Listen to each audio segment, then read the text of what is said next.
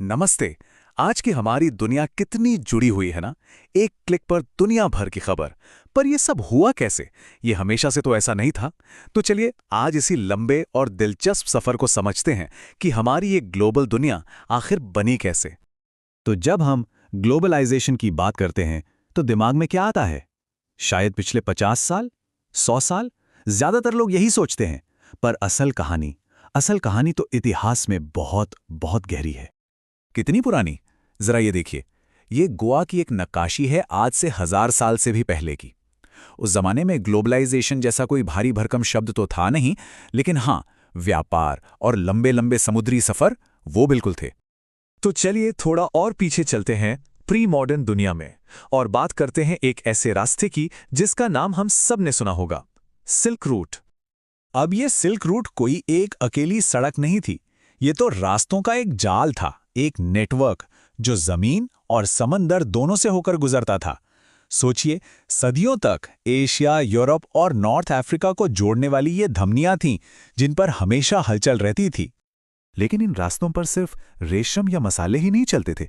नहीं, इनके साथ सफर करते थे आइडियाज, कल्चर, धर्म, बौद्ध धर्म, ईसाई धर्म, इस्लाम। ये सब इन्हीं रास्तों से दुनिया के कोने कोने में फैले। मतलब ट्रेड और कल्चर का ये जो रिश्ता है ना, ये बहुत पुराना है। ये हमेशा से साथ साथ चले हैं। अब कहानी में एक बड़ा मोड़ आता है, 16वीं सदी, जब यूरोपियन नाविकों ने अमेरिका की खोज की। बस इसके बाद तो जैसे दुनिया अचानक से सिकुड़ गई और एक ऐसे लेन देन का दौर शुरू हुआ जिसे ग्रेट एक्सचेंज कहते हैं, जिसने सब कुछ बदल दिया। और सबसे पहला और बड़ा बदलाव कहाँ आया पता है? हमारे खाने की प्लेट पर। आज के खाने के बारे में सोचिए। आलू, टमाटर, मक्का, मिर्च। इनके बिना तो खाना इमेजिन करना भी मुश्किल है ना? पर सच तो ये है कि करीब 500 साल पहले तक यूरोप और एशिया में ये सब था ही नहीं। ये सब अमेरिका से आया। अकेले आलू की बात करें तो उसने यूरोप के गरीबों के लिए क्रांति ला दी। उन्हें बेहतर खाना मिला, उनकी उम्र लंबी हुई।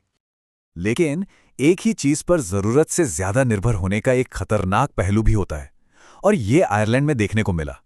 जब एक बीमारी ने आलू की पूरी फसल तबाह कर दी, तो नतीजा भयानक अकाल और लाखों लोगों की मौत।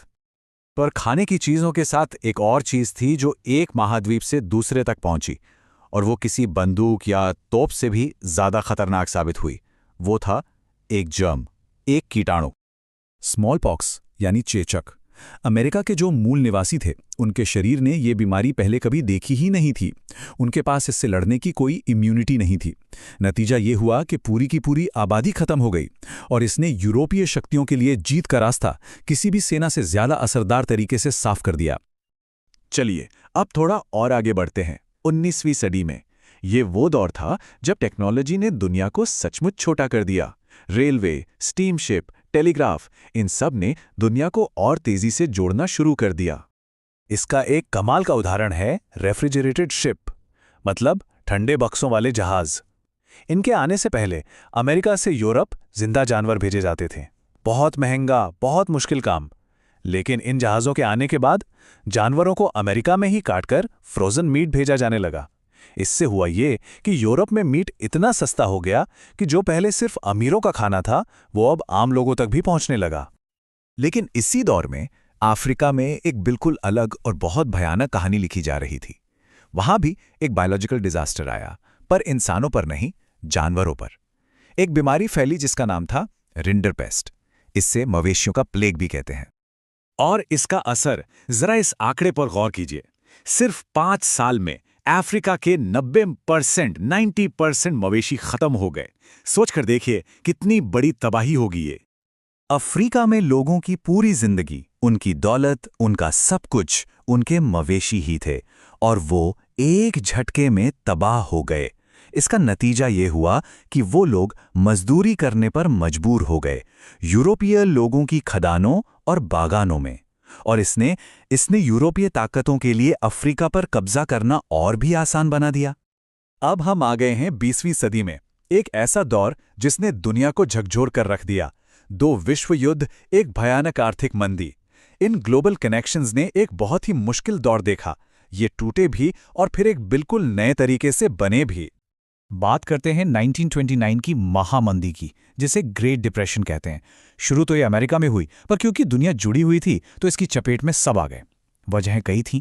वर्ल्ड वॉर के बाद डिमांड एकदम से गिर गई, खेती में पैदावार बहुत ज़्यादा हो गई, जिससे दाम गिर गए, और सबसे बड़ी बात, अमेरिकी बैंकों ने दूसरे देशों को लोन देना बंद कर दिया। और ऐसे ग्लोबल क्राइसिस का असर हर किसी पर एक जैसा नहीं पड़ता। भारत का ही उदाहरण लें, किसानों के लिए ये तबाही थी। गेहूं के दाम आधे हो गए, पर लगान उतना ही रहा।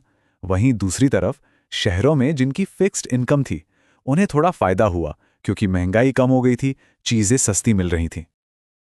इस पूरी तबाही से दुनिया ने एक सबक सीखा। दूसरे विश्व युद्ध के बाद दुनिया के बड़े देश साथ आए और उन्होंने एक नया सिस्टम बनाने की कोशिश की। एक ऐसा सिस्टम जो इकोनॉमी को स्थिर रखे और ऐसे संकट दोबारा ना आए। इसी को ब्रेटन वुड्स अग्रीमेंट कहते हैं।